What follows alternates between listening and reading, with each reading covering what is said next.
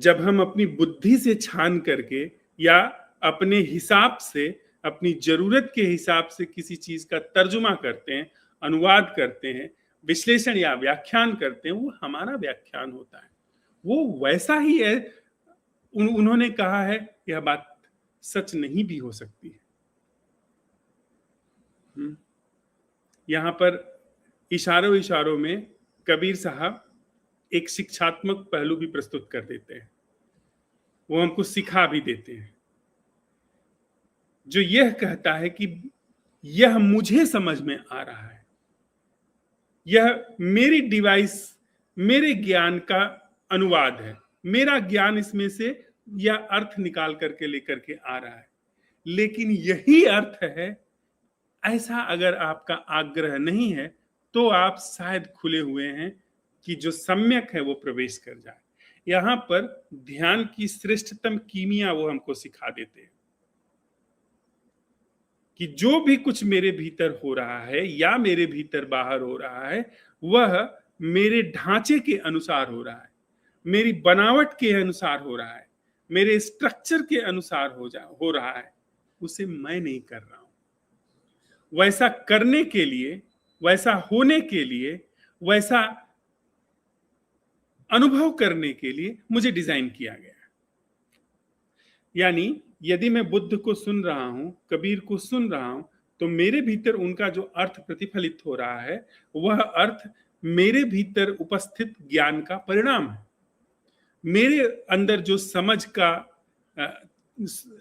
का स्क्रीन है, समझ की जो छन्नी है, उससे छन करके आ रहा है। वही बात कही है कबीर ने, बुद्ध ने, यह बात सच नहीं। ऐसा समझ करके फिर व्यक्ति के जीवन में नैसर्गिक रूप से एक ध्यान की कीमिया प्रवेश करती है, जो यह देखती है कि भाई चीजें अपने से हो रही हैं, मैं करने वाला नहीं।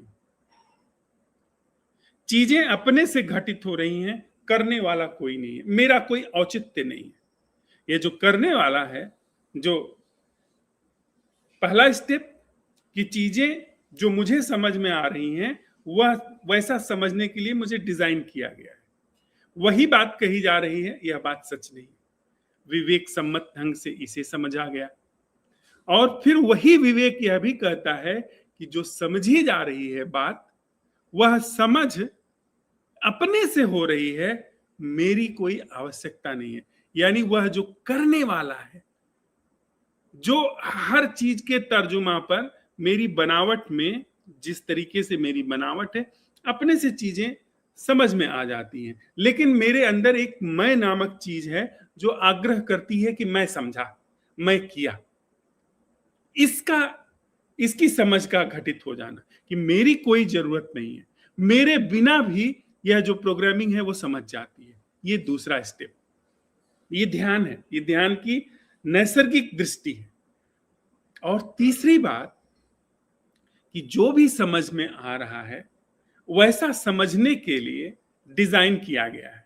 असल जो कहा गया है वह नहीं पता है क्या कहा गया है। यानी दृष्टि जो ज्ञात के आधार पर समझ में आती है, उससे उठी दृष्टि जो करने वाला है, उसका जो आग्रह है, उस पर से उठी, और दृष्टि वहां पर उठ करके चली गई जहां पर न कोई ज्ञाता है, न कोई ज्ञेय है, न कोई ज्ञान है, न कुछ जाना जा रहा है, न कोई जानने वाला है, न कुछ जानने योग्य है। यानी दृष्टि ने सभी तरीके की जो आर्टिफिशियल संस्था है, आर्टिफिशियल यानी बनावटी ढंग है, उसका अतिक्रमण कर दिया। यानी दिखाई पड़ने में ऐसी एक कीमिया घटित हुई जो कि दिखाई पड़ने का भी अतिक्रमण कर गई। आगे कबीर साहब कहते हैं, ऊपर की दोऊ गई, ही की गई हेराय, कह कबीर चारियू गई, तासो कहां बसाए। बड़ा तरस खा करके, बड़ी करुणा से वो यह बात कह रहे हैं। ऊपर की दोऊ गई, दो आंख, ही की गई हेराय, हृदय की आंख भी गायब है हम लोगों को देख के। कह कबीर चारियू गई, तासो कहां बसाए। और चौथी क्या? चौथी है प्रज्ञा। चारों का अभाव है, तासो कहां बसाए। अब ऐसी स्थिति में कहां ठिकाना लगेगा, कहां बसेरा होगा? मारे मारे फिरना, दर दर की ठोकर खाना, तरह तरह के विचारों में, तरह तरह की निष्पत्तियों में, अनुमानों में, आकलनों में, जीवन का हिचकोले खाना, वही हमारी गति है। तासो कहां बसे, कहीं ठिकाना नहीं लगता, कहीं कोई समाधान नहीं होता, कहीं कोई समाधि नहीं घटती, कहीं कोई सम्यक समाधि नहीं घटती है। कहां बसेरा लगेगा? ऊपर की दो गई, वो ऊपर की दोनों आंख मतलब इन आंखों के माध्यम से कह रहे हैं कि जब हम तथ्य को तथ्य की तरह नहीं देखते हैं, ऊपर से आरोपित करके देखते हैं, तो ऊपर की दो गई। हर चीज की बिना व्याख्या के कोई हमको समझ उतर नहीं पाती है, तो ऊपर की दो गई। मतलब हर चीज में अपना ज्ञान इतना बलशाली है, इतना प्रभावशाली ढंग से वहां पर आच्छादित है, आरोपित है, कि हम ऐसा समझते हैं कि यही जो मुझे दिखाई पड़ रहा है वही सच है। एक व्यक्ति जो मेरे स्क्रीनिंग में आ रहा है, जो मेरे निष्कर्ष में आ रहा है, मैं उसको तय कर देता हूं कि वही। हो सकता है कि वह व्यक्ति कल दूसरा होकर के आ जाए। इसी को पहले वाले दोहे में वो कहते हैं मूर्खता। आज उसका एम्बियंस ऐसा है, आज उसका ढंग ऐसा है, कल को वो कुछ और हो सकता है। तो जो ताजी नजर है देखने की, वह मर गई। तो ऊपर की दो गई। हमारी लगभग निगाह ऊपर की दोनों जा चुकी है। हम जब भी देखते हैं, बायस होकर के देखते हैं। जब भी हमें कुछ दिखाई पड़ता है, ज्ञान के अनुसार ही दिखाई पड़ता है, ज्ञान के चश्मे से ही देखते हैं। कोई चीज ताजा जैसे छोटे बच्चे को दिखाई पड़ता है, वह क्षमता हमसे खो गई, तो ऊपर की दो गई। ही की गई है राय, हृदय की भी हिरा गई है, गुम हो गई। जरा बुद्धि से नहीं देखता था आदमी, तो थोड़ा एक हृदयात्मकता थी। जैसे सब कुछ होने के बावजूद भी, सारी कलह होने के बाद भी, मां से लड़ झगड़ करके भी बच्चा मां के पास में चला जाता था। कुछ एक हृदयात्मकता जुड़ी हुई थी, कारण ही सही कुछ एक जुड़ी हुई थी। कुछ एक जगह ऐसी थी जहां पर बुद्धि को एक तरफ सरका करके रख दिया जाता था कि नहीं, कुछ एक ऐसी चीज थी कि कुछ भी हो जाए, ये घाव नहीं करना है। हृदयात्मकता, कुछ भी हो जाए, किसी की पीठ पर वार नहीं करना है, ये हृदयात्मकता है। कुछ भी हो जाए, जिस थाली में भोजन किया उसमें छेद नहीं करना है, ये हृदयात्मकता है। कुछ भी हो जाए, जो नमक खा लिया वहां पर गद्दारी नहीं करनी है, ये हृदयात्मकता है। कुछ भी हो जाए, किसी का जीवन नष्ट करने का अधिकार मुझे नहीं है। यदि मैंने किसी को पैदा नहीं किया है, तो किसी को नष्ट करने का मेरा अधिकार नहीं। मैं क्या जानता हूं? मेरे द्वारा जीसस ने यही पूछा। लोग एक स्त्री को दुष्चरित्र कह करके उस पर पत्थर से उसकी हत्या करने जा रहे थे। उन्होंने पूछा कि आप लोग अपने अंदर झांक लीजिए, देख लीजिए, और पहला पत्थर वो मारे जिसके अंदर जो आरोप इस पर लगा है वैसा कोई विचार ना आया। ये हृदयात्मकता है। कबीर कहते हैं कि बुरा जो देखन मैं चला, बुरा न मिलिया कोई, जो दिल ढूंढा आपना, मुझते बुरा न कोई। दिल ढूंढा आपना, ये हृदयात्मकता है। ये दिखाई पड़ता है भाई, ये उचित नहीं। करते करते कदम पीछे हट गए। ये हृदयात्मकता है। बहुत मृत जीवन वह होता है जिसके अंदर हृदय समाप्त हो गया, जिसके अंदर जो कैलकुलेशंस हैं खोपड़ी के, वो कैलकुलेशन इतने पुख्ता हैं कि वो जो निष्कर्ष बता देते हैं वही करना है, उसके अलावा कुछ नहीं। उन कैलकुलेशन में आ गया इनको मदद करना है तो मदद करेंगे, उस कैलकुलेशन में आ गया कि इनको मदद नहीं करना है तो नहीं करेंगे। हृदयात्मकता यह कहती है कि कैलकुलेशन ये कहता है, लेकिन कैलकुलेशन ही सब कुछ नहीं है, वो हृदयात्मकता है। जहां पर बुद्धि की सीमा थोड़ी दिखाई पड़ती है, वहां हृदय की आंख खुल जाती है कि मैं क्या जानता हूं। ऐसे भारतीय संतों के, भारत नहीं, ऐसे पूर्व के संतों में बहुत सारे दृष्टांत रहे हैं जहां पर उन्होंने हृदय के आगे बुद्धि को विसर्जित कर दिया। उसके कैलकुलेशन सब विपरीत थे, लेकिन फिर भी वो पक्ष में गए। ये हृदयात्मकता है। ये दूसरी, ये दो आंखों के बाद तीसरी आंख, और चौथी आंख है प्रज्ञा, सम्यक विवेक।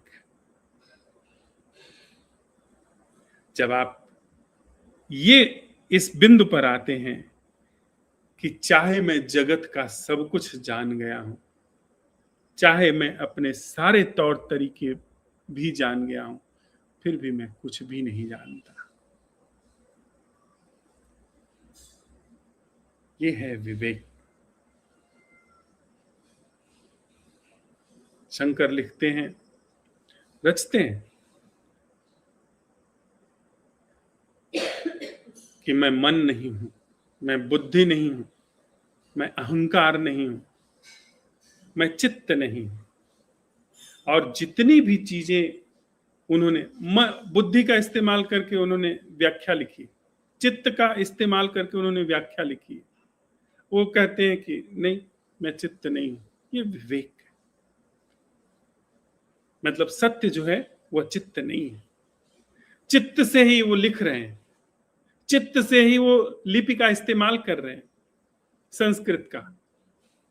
चित्त से ही वो गा रहे हैं, इस्तेमाल कर रहे हैं, लेकिन फिर कह रहे हैं कि चित्त असल नहीं। चित्त का इस्तेमाल ही कह करके वो कहते हैं कि ब्रह्म सत्यम जगन मिथ्या।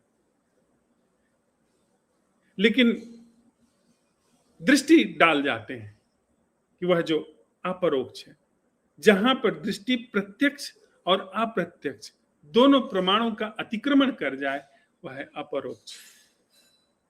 उपनिषदों में ऐसे बहुत तीक्ष्ण सटीक संकेत भरे हुए हैं जो ज्ञात और अज्ञात दोनों का अतिक्रमण करके अज्ञेय की तरफ इशारा कर देते हैं, जो प्रत्यक्ष और अप्रत्यक्ष दोनों का अतिक्रमण करके अपरोक्ष की तरफ इशारा कर देते हैं। यह है चौथी दृष्टि। कबीर कहते हैं कि ऊपर की दोनों गई और ही की गई है राय, कह कबीर चारिउ गई, कहां बसाए। ये चारों दृष्टियां अगर चली गई हैं तो उस इंसान का, उस जीवन का कहां ठिकाना लगेगा। हम सबकी यही दशा है, वो एक गहरा तंज है। फिर बात आती है साफ हमारे हाथ में कबीर साहब की इन शिक्षाओं से कि नजर क्या है। और अगर मुझे कहना हो, मुझे कहने की अनुमति हो, तो मैं ये कहूंगा कि चौथी दृष्टि से शुरुआत करनी चाहिए। चौथी दृष्टि का मतलब वह जो न मन की है, न बुद्धि की है, न चित्त की है, न अहंकार की है। हम लोग अक्सर बुल्ले शाह को गुनगुना लेते हैं। वे कहते हैं, बुल्ला की जाना मैं कौन, न मैं मोमिन हूं, न मैं पंडित हूं, न मैं मक्का जाता हूं, न मैं काशी जाता हूं, न मैं गया जाता हूं। बुल्ला की जाना मैं कौन। उधर से शुरुआत करें। आप अगर उधर से शुरू करते हैं, ये सब कुछ उसमें आ जाएगा।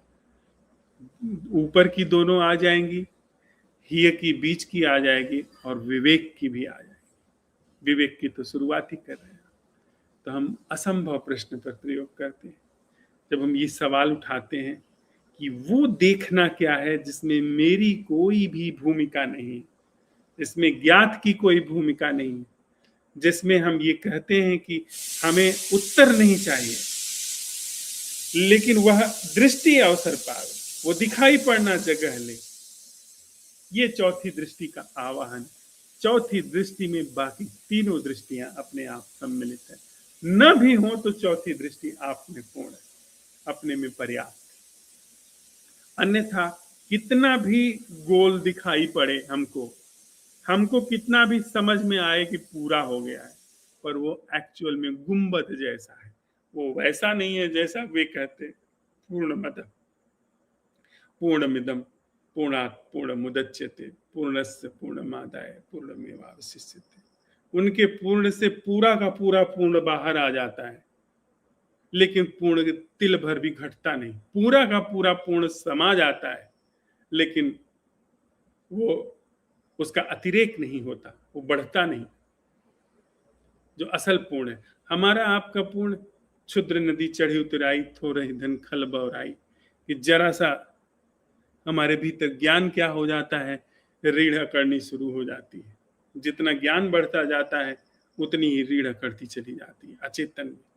उतना ही यह दंभ कि हाँ, उतना अपनी व्यक्तिगत सत्ता का आग्रह, व्यक्तिगत सत्ता का दंभ उतना ही प्रबल होता चला जाता है। यानी गुंबद बना करके हम सोचते हैं, चाक चौबंद गुंबद, कि हम पूर्ण हो गए। साधु।